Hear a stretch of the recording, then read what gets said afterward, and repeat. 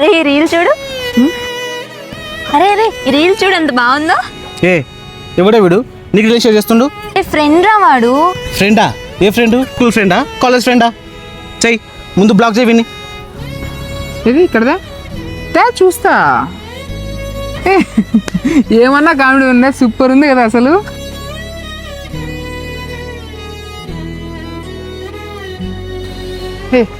Climate చాలా బాగుంది కదా కదా.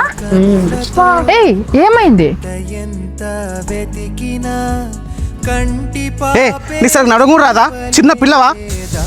దీనికి సరిగ్గా నడుచుకు రాదు. నేను పోతాను, వచ్చేసి. ఏమైంది? చూసుకుని అడగాలి కదా బంగారం.